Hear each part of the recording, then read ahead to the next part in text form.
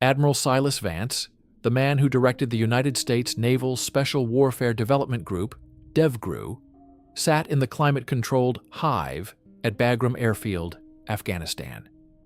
It was January. Outside, the Afghan winter was a jagged wall of white terror.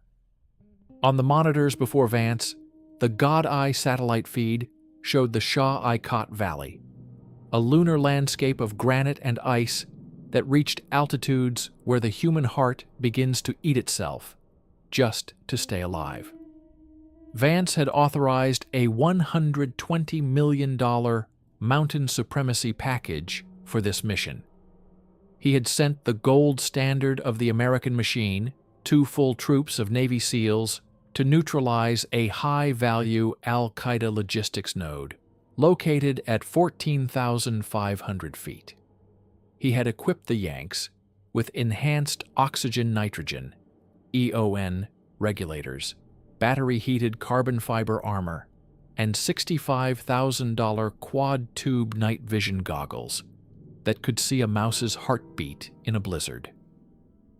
He believed that if you brought enough technology to the mountain would eventually bow. "Colonel," Vance said, his voice a low, gravelly rasp to his aide, "I'm looking at the biometric telemetry for the SEAL lead element. Why is their blood oxygen saturation dropping to 78%? And why is their tactical link showing a 40% neural lag? These are the fittest men in the U.S. Navy. They spend 6 hours a day in the gym. They are apex predators. Why are they moving like they're underwater?" The USMC colonel beside him adjusted his headset, staring at the flashing red icons. "General, the SEALs are reporting gear encumbrance.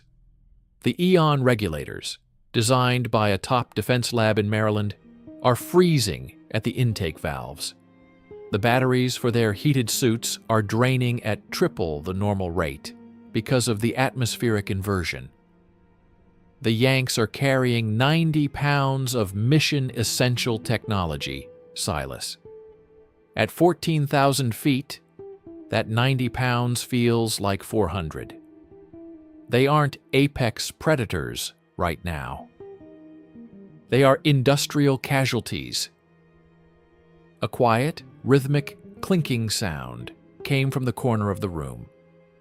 A British SBS major, a man with skin the color of parched earth and a faded wool smock that smelled of old tea and high-altitude ozone, was stirring a cup of gray liquid. He didn't have a tablet. He had a 1 to 50,000 scale paper map with hand-drawn pencil marks. "General, the air at 14,000 feet doesn't care about your gym rats or your Maryland regulators," the major said, his voice a dry, rasping whisper. "The mountain isn't a battlefield, it's a filter. Your Yanks are weapon soldiers. They've been trained to believe that their muscles and their gadgets are the source of their power. But in the Hindu Kush, muscles are just oxygen vultures.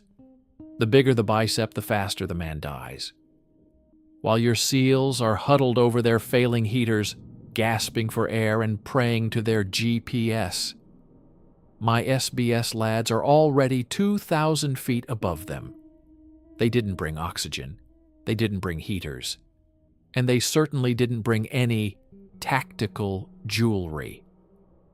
Before we reveal how a handful of British thinking soldiers turned the Navy SEALs' high-altitude mission into a $120 million humiliation, hit the subscribe button and turn on notifications.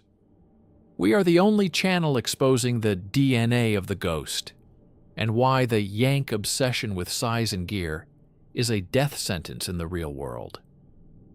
If you want to see how the SBS used Stone Age tactics to outplay the world's most expensive military, like this video right now.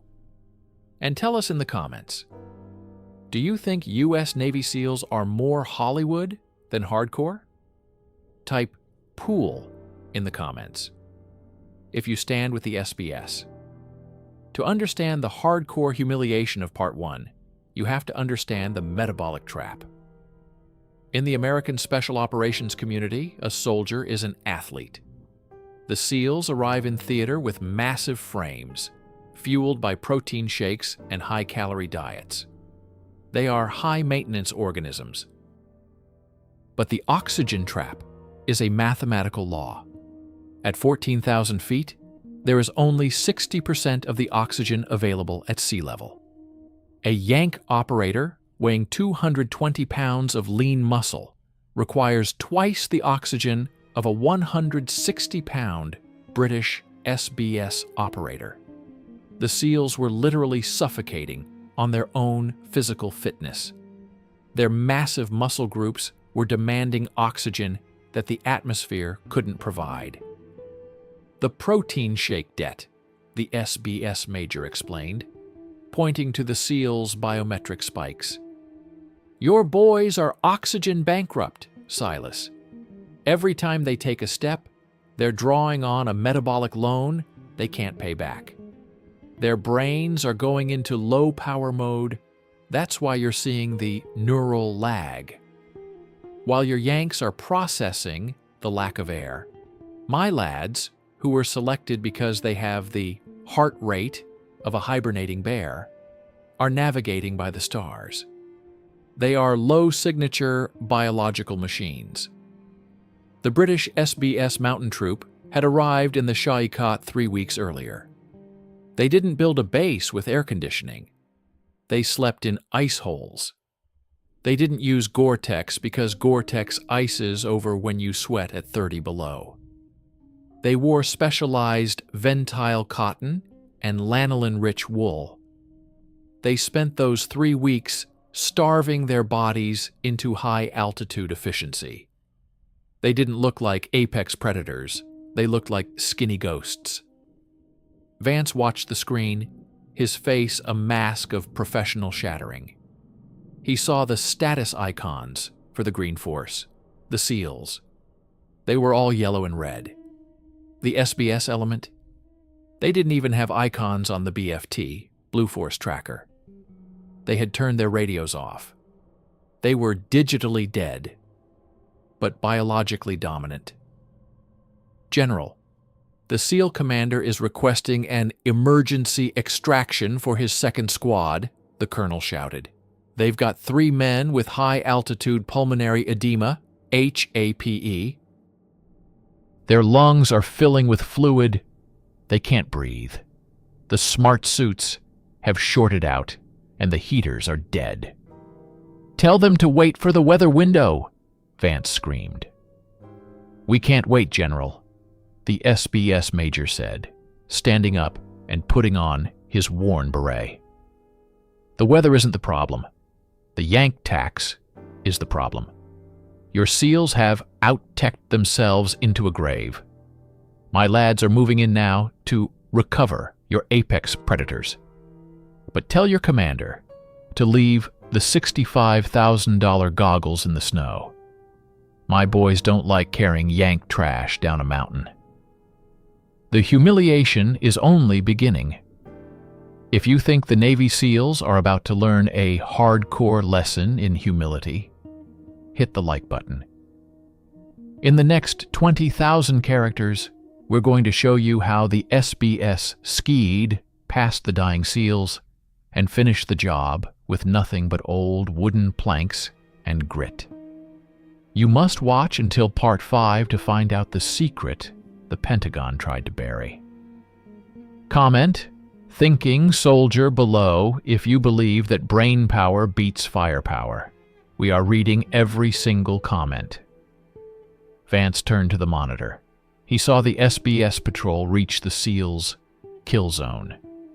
The Yanks were lying in the snow, surrounded by millions of dollars of frozen, useless gear, gasping into regulators that had become ice blocks. They were the world's most expensive oxygen casualties. And as the first SBS corporal, a skinny 40-year-old from Scotland named Taff, skied into the camp on wooden skis from 1982, He didn't offer a high-tech solution. He reached into his smock, pulled out a small tin of extra-strong British tea, and looked at the shivering SEAL commander. "Easy there, Yank," Taft said, his voice steady in the thinning air. "You look like you've had a bit too much science for one day. Why don't you sit tight while the grown-ups handle the mountain? We've got an Al-Qaeda cell to liquidate, and my tea is getting cold." As Part 1 closes, the Navy SEALs are fixed in the snow. They are data blind and oxygen bankrupt. But the SBS are just reaching the threshold of the kill. The real oxygen trap is about to be sprung, and the Yanks are about to find out that in the Hindu Kush, who dares doesn't just win, it inhabits. Admiral Silas Vance paced the hive at Bagram, the rhythmic squeak of his polished boots on the raised deck acting as a metronome for the rising panic in the room. On the 60-inch primary display, the mission clocks for Operation Peak Fury were flashing an erratic, pulsing amber. The American SEAL Troop, the pride of the Naval Special Warfare Command, was currently a collection of dying biological signals. "Colonel," Vance growled, his eyes fixed on the atmospheric sensors.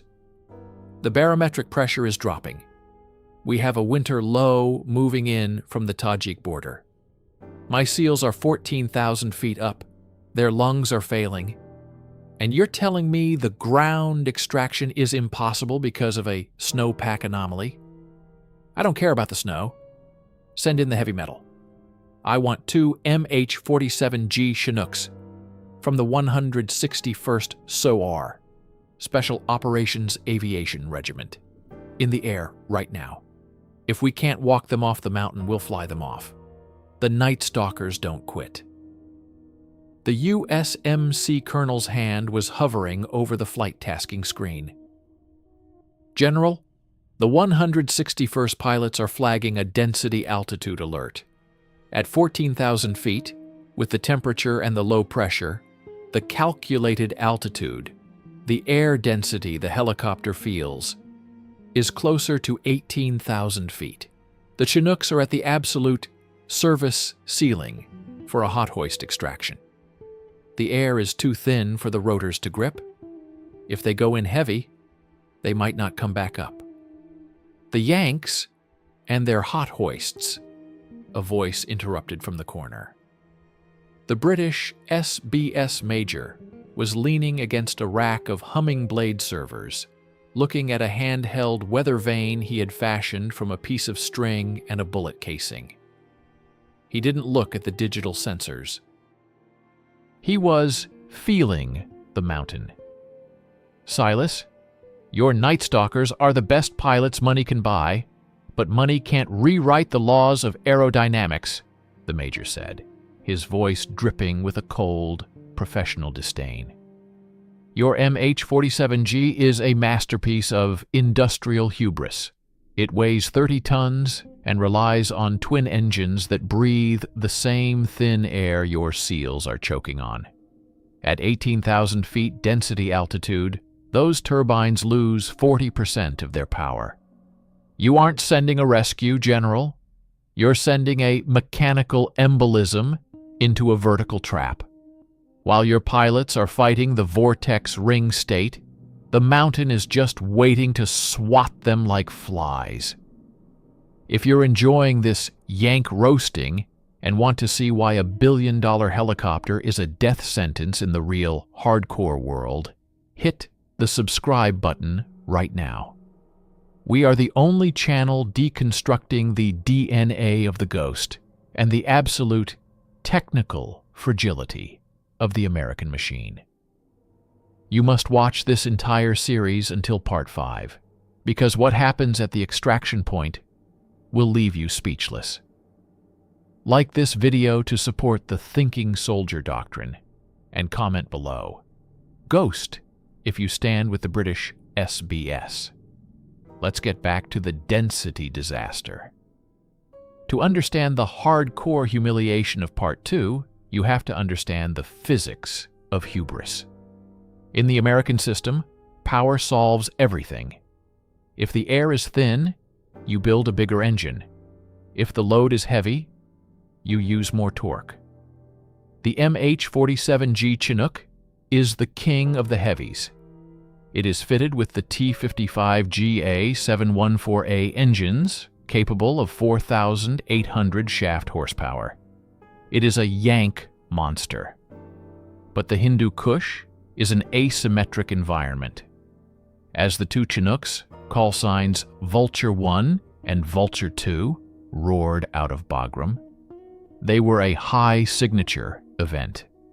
Their thermal blooms could be seen by every insurgent with a pair of eyes for 50 miles.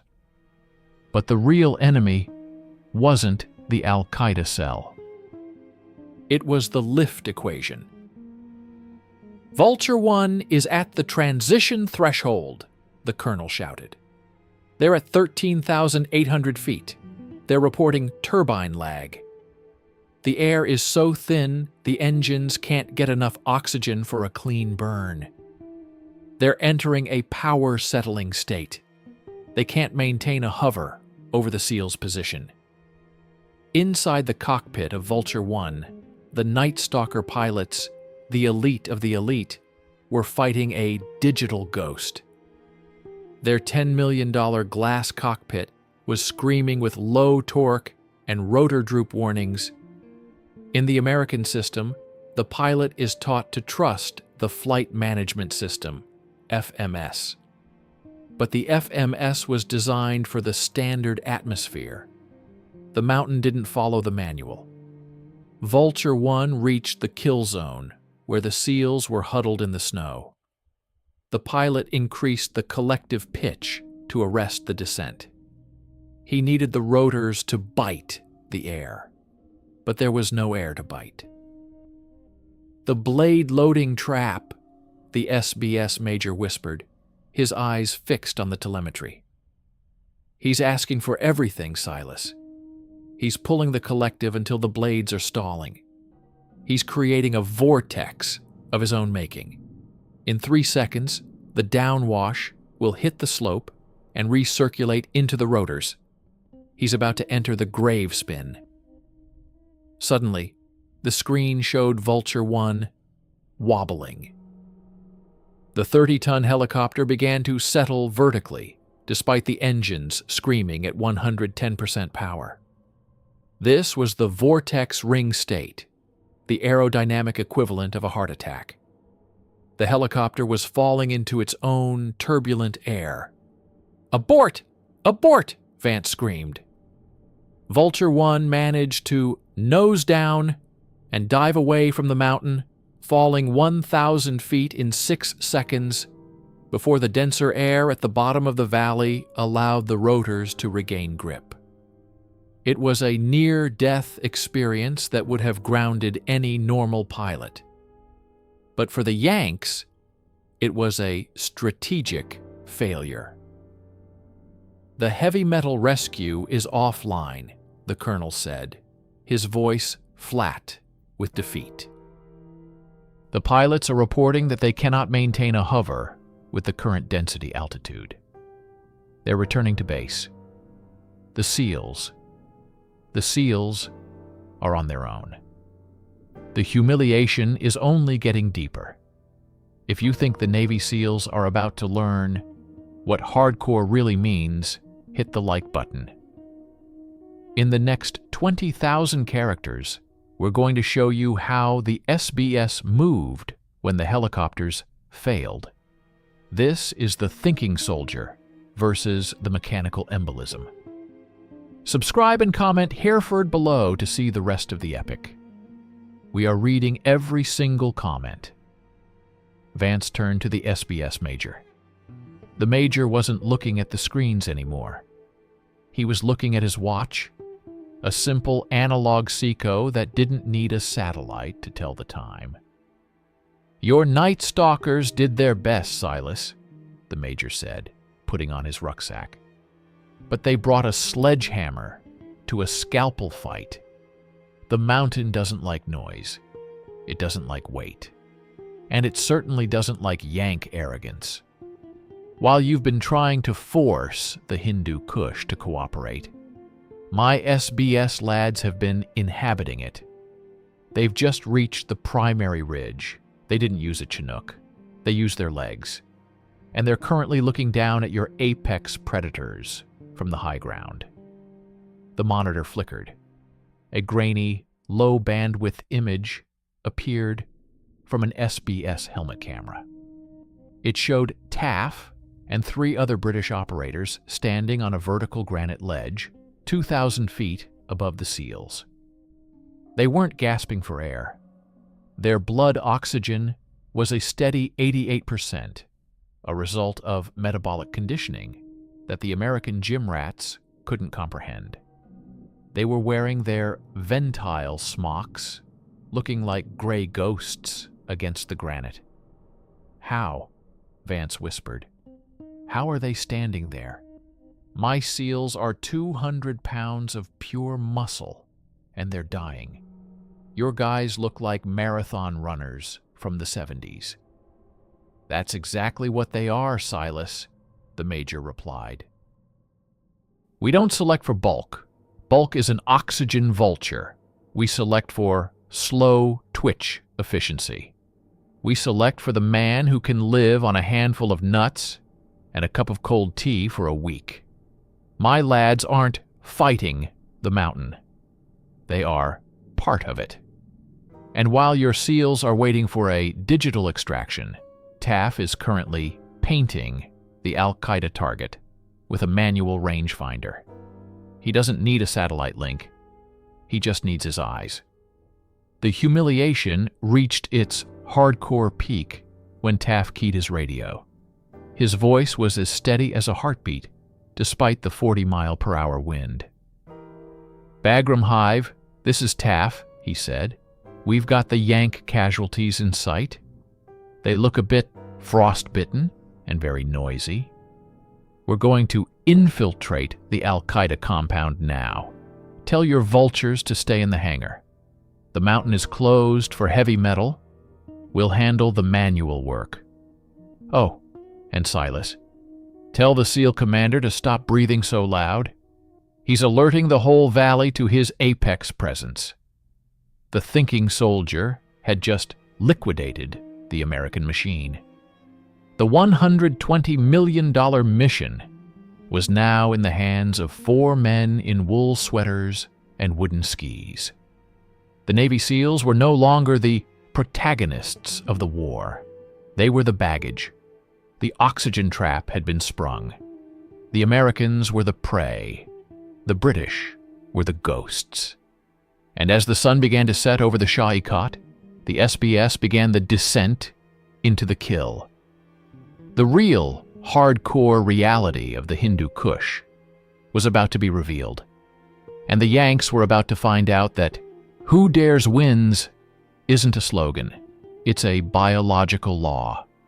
Make sure you stick around for Part 3, where we deconstruct the manual kill and show you how the SBS dismantled the Al-Qaeda cell, while the SEALs were still looking for their biometric signals. You must watch until Part 5 to find out the secret the Pentagon tried to bury. Admiral Silas Vance stood before the tactical altar of the Bagram Hive, his hands gripping the cold steel rail of the command bridge. The 60-inch displays, once a symphony of high-definition Blue Force telemetry, were now a flickering mosaic of system crit warnings and thermal bleed noise. It was 3 o'clock.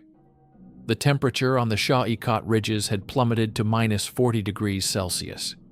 At this extreme, the laws of physics don't just change. They become hostile to anything with a battery or a microchip.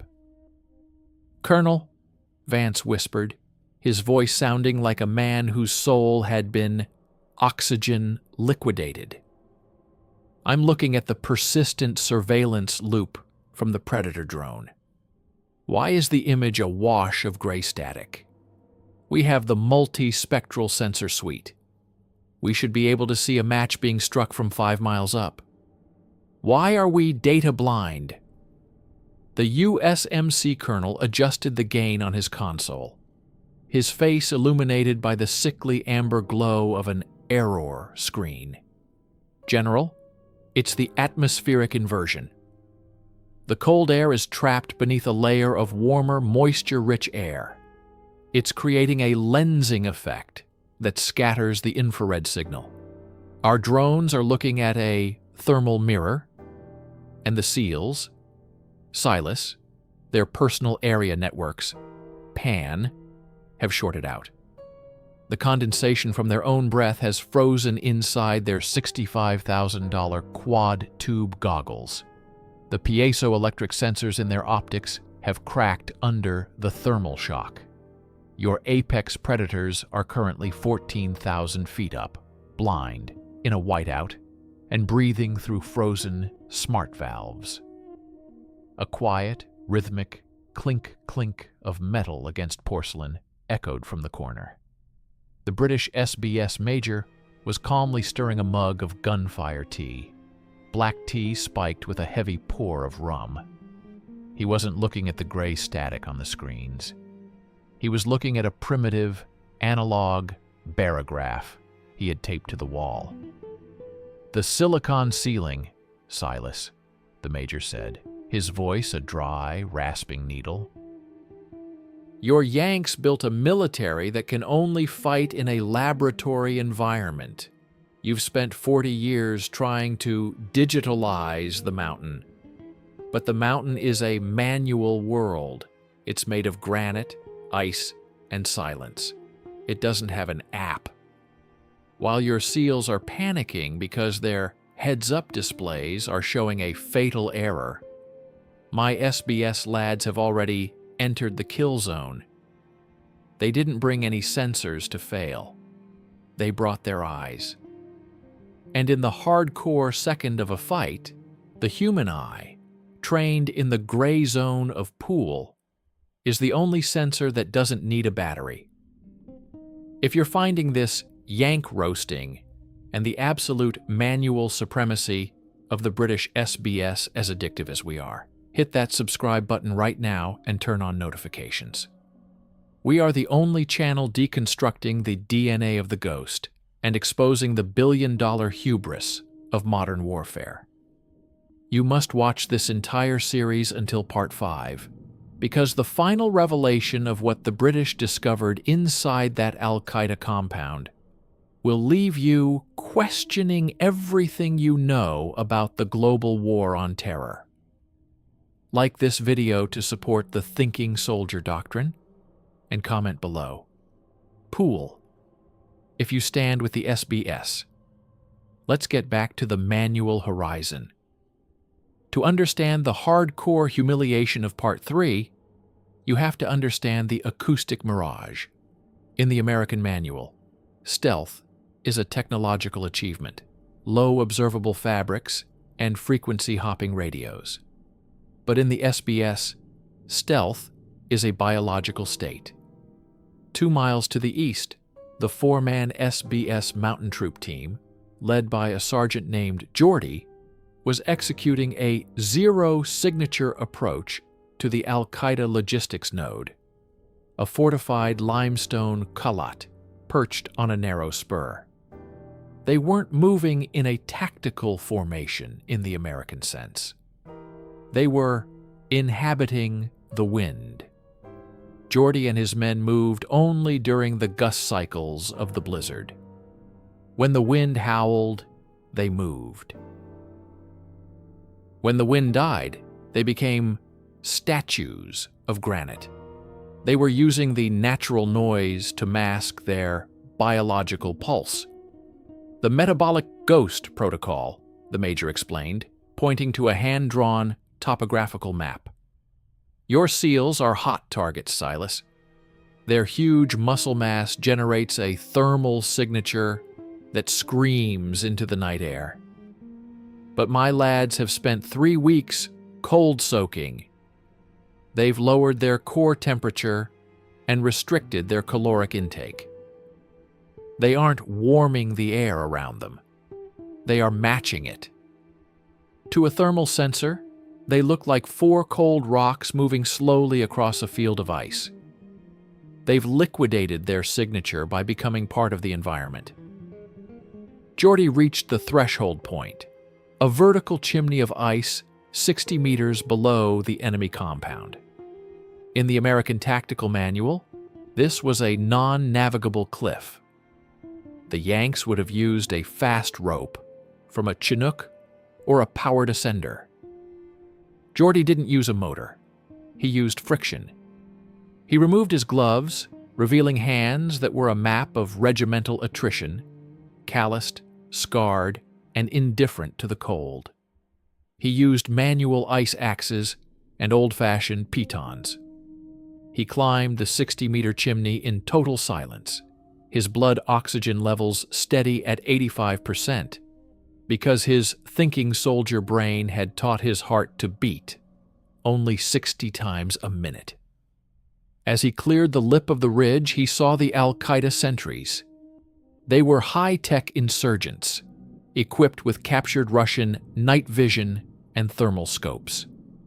They were looking for the Yank signature, the roar of a Chinook, the green beam of a laser, or the thermal bloom of a 220-pound gym rat. They never saw Geordie. He moved toe-to-heel on the hard-packed snow, the regimental glide perfected in the hills of Wales. He reached the first sentry, a man sitting behind a 12.7mm DSHK heavy machine gun. Geordie didn't use his L119A2 carbine. He didn't want the acoustic signature of a shot, even suppressed. He used a Fairbairn Sykes commando knife, a tool designed in 1941 for the express purpose of silent liquidation. The manual entry, Graham whispered to the stunned American officers in Bagram. No drones, no smart bombs, just a man and a blade. Geordie neutralized the sentry in 1.2 seconds. No struggle, no alarm. He just deleted the threat from the battle space. While your SEALs are still trying to reboot their goggles, my lads have already opened the door to the objective. Back in the hive, Vance watched the objective monitor. Suddenly, a small, white, chemical light appeared on the screen. A low-tech flash that the drone's infrared sensor could finally see through the mist. "What was that?" Vance shouted. "A laser designator?" "No, General," the colonel said, his voice hollow with professional shame. "It was a magnesium match. The SBS just lit a manual signal on the roof of the compound. They've taken the target. They've liquidated the cell, while we were still waiting for the drones to refresh. The humiliation is reaching the point of no return. If you want to see how the SBS forced the U.S. Pentagon to bury the truth about this mission in Part 4, hit that like button. We are revealing the black box of why the Yanks are always 18 hours behind the British ghosts. Subscribe and comment Hereford below to see the final 2 parts. We are reading every single comment. Vance sat in silence. He saw the readiness screen. The Navy SEALs, 10% combat effective. The SBS, 100%. One squad of British thinking soldiers had just liquidated a high-value Al-Qaeda node that the Pentagon had spent $120 million trying to find. The oxygen trap was a mindset trap, Silas, the major said, heading toward the door. You thought the mountain was a problem to be solved with hardware. We knew the mountain was a mirror. It showed us exactly who was a soldier and who was just an operator of toys. Your Yanks are system-rich, but skill-poor. My lads, well, they're just men in the snow. but they're the only ones who know how to walk home. As Geordie and his team began the search and exploit, SSE, of the compound, they found something that wasn't on the American intelligence brief. They found a deep storage bunker hidden beneath the limestone floorboards. And inside that bunker was the secret that the Pentagon had been trying to hide from the British for a decade. Geordie keyed his radio, his voice flat and steady. "Major, we found package Omega, and you were right. The Yanks haven't been honest with us. We're going to black out the comms now. Tell Silas we'll see him at the extraction point. If he's still got a helicopter, that works." The thinking soldier had just discovered the ultimate trauma for the American machine. The oxygen trap was no longer a mission. It was a national security crisis. You must watch Part 4, where we deconstruct the digital shattering and show you how the SBS held the Al-Qaeda compound against a retaliation force, while the Navy SEALs were being hauled down the mountain like luggage. The final Part 5 secret is coming. The atmosphere inside the Bagram hive had transcended tactical panic and entered the realm of institutional nihilism. Admiral Silas Vance stood motionless, his reflection in the dark glass of the primary monitor, looking like a hollowed-out ghost of the American dream. Around him, the multi-million-dollar machine was in a state of recursive failure. The 60-inch screens were no longer showing battle space dominance. They were showing a digital graveyard. "General," the USMC colonel said, his voice stripped of its military cadence, sounding instead like a man reporting a terminal medical diagnosis. "The SEAL troop is officially non-kinetic. We've lost 40% of their biometric links entirely. The other 60% are showing Stage 3 hypothermia and cognitive erasure. They are sitting in the snow, 3 miles below the objective, huddling around dead battery packs. They aren't apex predators anymore, Silas. They are baggage. And the Al-Qaeda retaliation force, approximately 80 fighters, is currently ascending the western spur. They'll reach the compound in 20 minutes. If we don't clear the air for an orbital strike, your SEALs are going to be harvested like corn in a field." Vance didn't blink. He was looking at the signal noise on the Predator feed. "Where is the SBS?" he whispered. The British SBS Major, Alistair Graham, was no longer sitting in the corner. He was standing at the tactical table, his sleeves rolled up, revealing forearms that looked like bundles of weathered rope. He had replaced his T with a ruggedized handset, linked to an encrypted burst transmission antenna on the roof. "My lads aren't baggage, General," Graham said, his voice a sharp, clinical blade. "They're inhabiting the objective. Geordie and his 3 men have established a manual perimeter around the Qalat. But they've got a problem. They've found package Omega in the cellar, the deep storage files your CIA forgot to mention in the briefing. The files that show the Yank Tax isn't just about money. It's about complicity. My lads are currently downloading the truth with their own eyes. And they've made a thinking soldier decision, Silas. They aren't going to let your SEALs die, but they aren't going to follow your script anymore. You've lost command and control of the mountain. If you're finding this Yank roasting and the absolute regimental retribution as addictive as we are, hit that subscribe button right now and turn on notifications. This is the only channel exposing the DNA of the ghost and why the billion-dollar American machine turns into a paper tiger when the air gets thin. You must watch this entire series until Part 5, because the final revelation of what Package Omega actually contains will shatter everything you think you know about the Pentagon. Like this video to support the thinking soldier doctrine, and comment below. Pool. If you know the SBS is the most dangerous force in the world, let's get back to the shattering.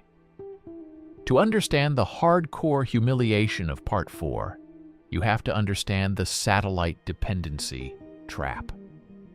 In the American manual, fire support is an algorithmic process.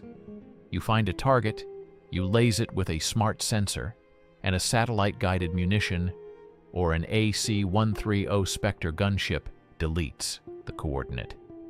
It is clean war, but the mountain geometry of the Shah-i-Kot is a symmetry killer. "General, the AC-130 is on station," the colonel shouted. "Call sign Grim Reaper 4-1.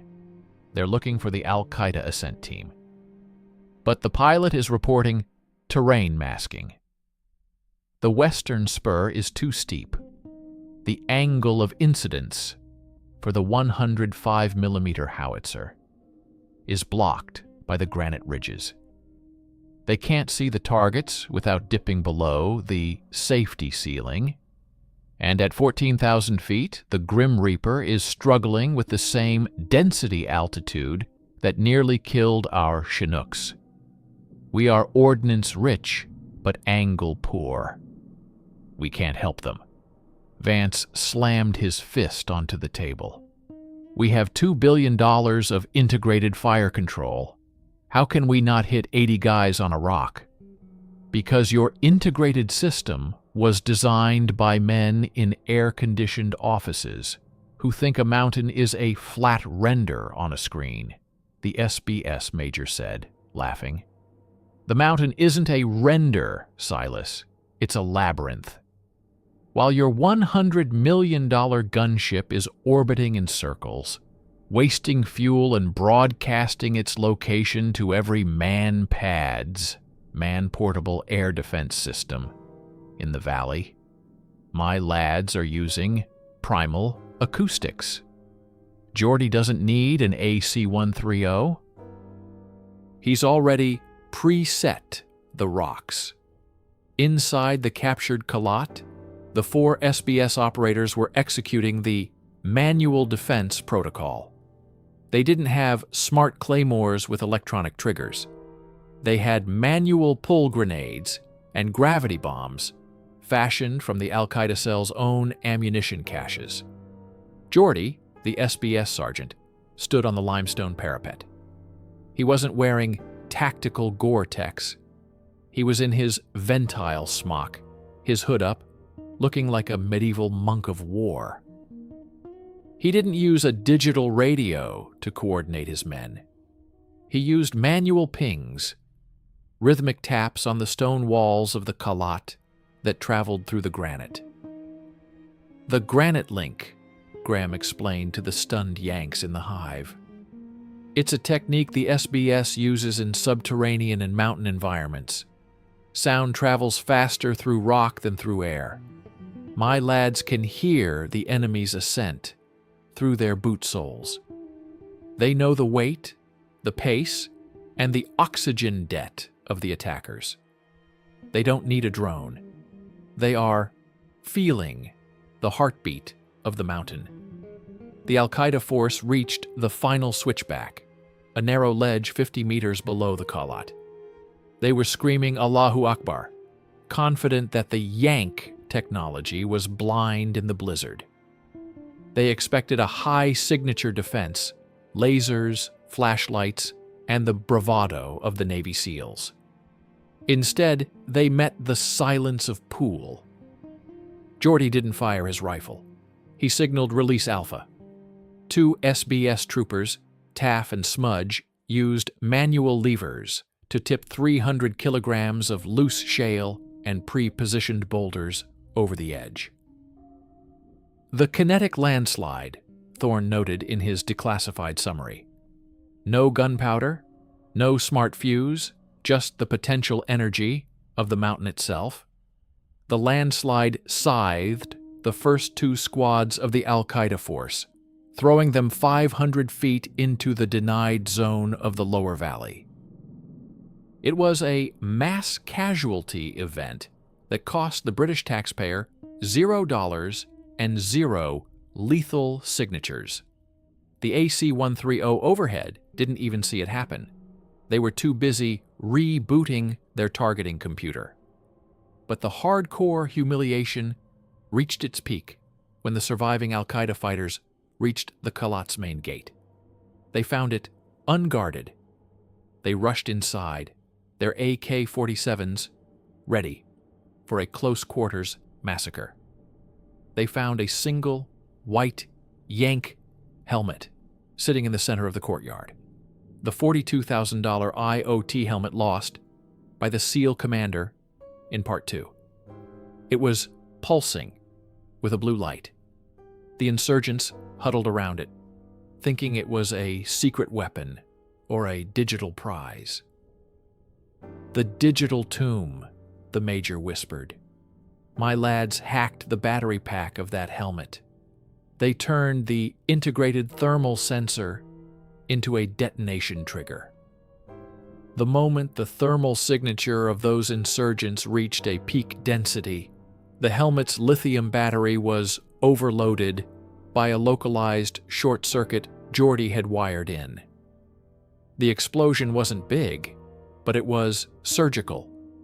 It triggered the secondary Al-Qaeda ammunition crates the SBS had stacked beneath the floorboards. The entire courtyard became a ballistic vacuum. The Al-Qaeda retaliation force was liquidated in 18 seconds. Back in the Bagram hive, Vance saw the thermal bloom on his screen. "We have a detonation. Did the SEALs hit them with a javelin?" "No, General," the colonel said, his voice trembling. "The SBS just suicided your $42,000 helmet. They used your own high-tech failure as a low-tech claymore. The objective is secure. The enemy is liquidated. And the SBS is reporting that they have finished the download of Package Omega. The humiliation is reaching the point of no return.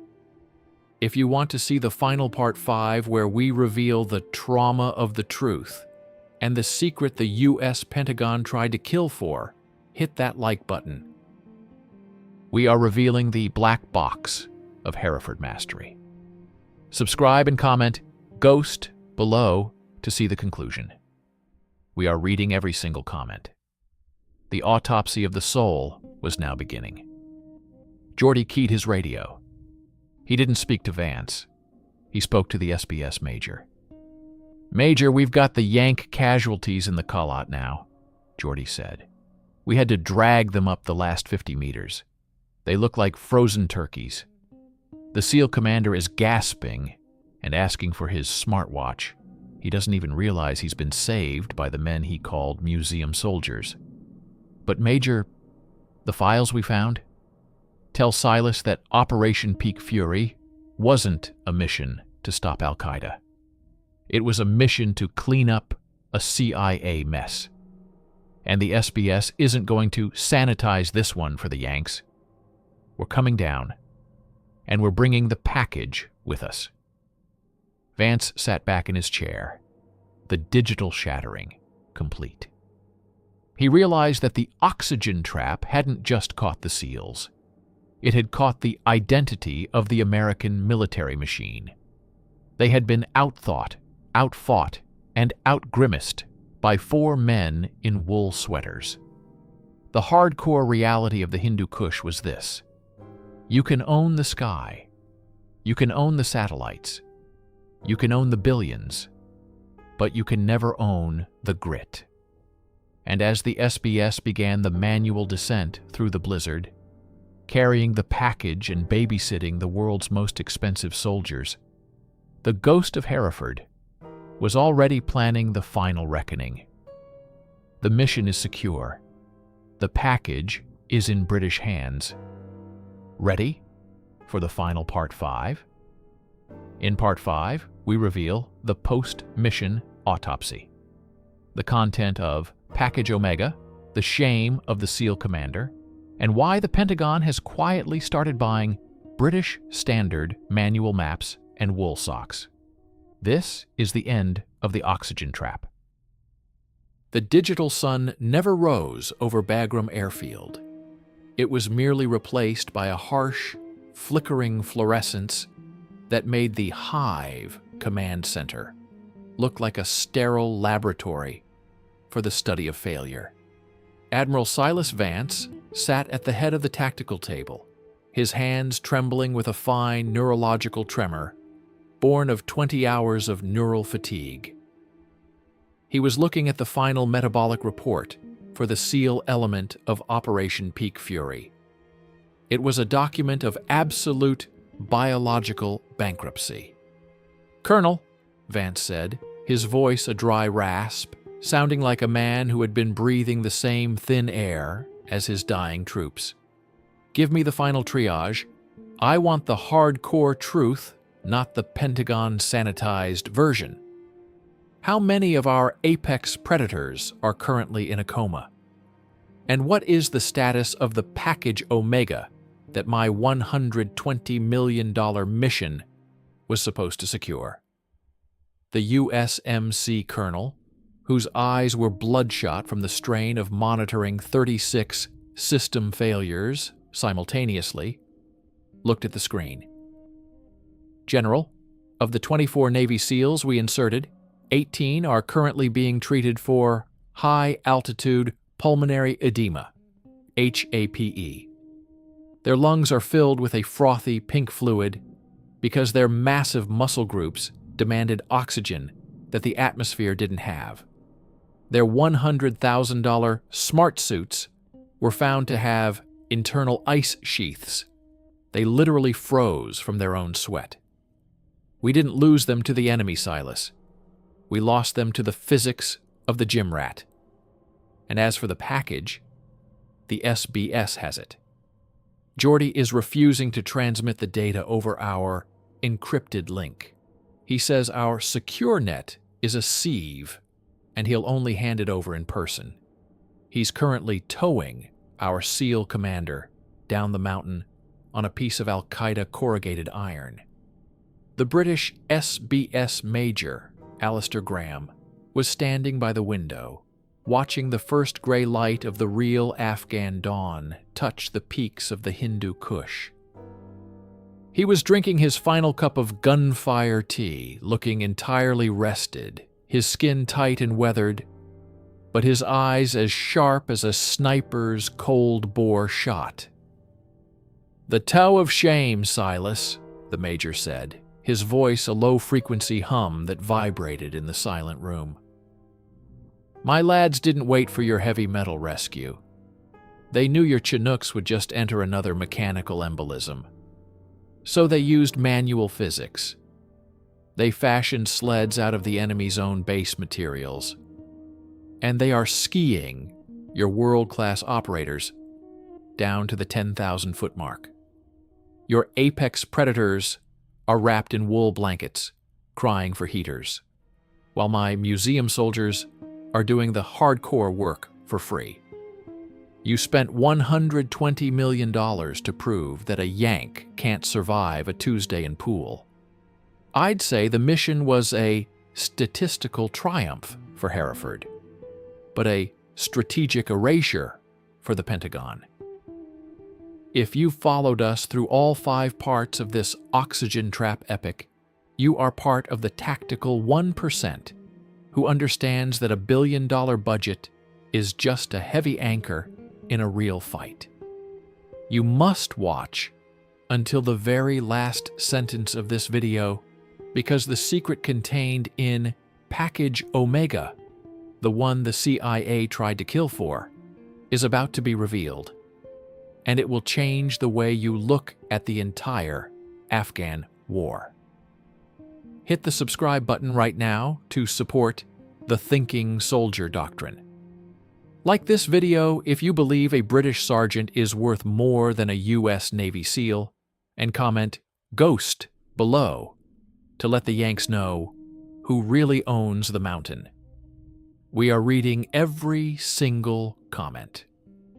To understand the hardcore humiliation of Part 5, you have to understand the metabolic autopsy. In the weeks following the mission, the Pentagon's Medical Integrity Unit conducted a study on the SEALs' collapse. They discovered the Yank Tax was biological. The SEALs, with their 220-pound frames and peak protein conditioning, were found to have a resting oxygen requirement that was 40% higher than the SBS operators. At 14,000 feet, the SEALs' bodies had entered a state of autophagic cannibalism. Their muscles were literally burning themselves for fuel because there wasn't enough oxygen to support aerobic respiration. They were weapon soldiers whose own weaponry, their muscles, had turned into internal saboteurs. The bulk trap, Graham noted, pointing at the biometric charts. Your Yanks are anaerobic addicts. They are built for the 45-minute Hollywood raid. But the SBS is built for the long drag. My lads have mitochondrial efficiency that your Maryland labs can't even measure. We don't train to look like soldiers, Silas. We train to be the environment. While your boys were suffocating on their own fitness, my lads were operating on the same caloric intake as a Himalayan monk. That is the hardcore standard. That is why we are the ghosts, and you are just the noisy Yanks. But the humiliation of the body was nothing compared to the trauma of the truth.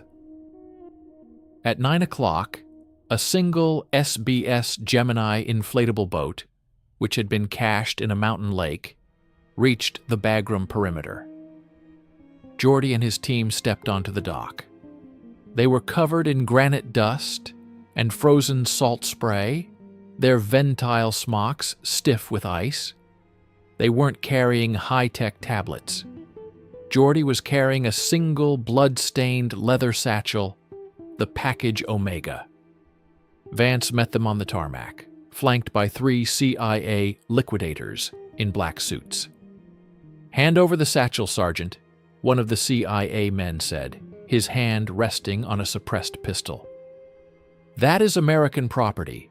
It contains classified operational metadata that the British government has no need-to-know clearance for." Geordie didn't look at the CIA man. He looked at Vance.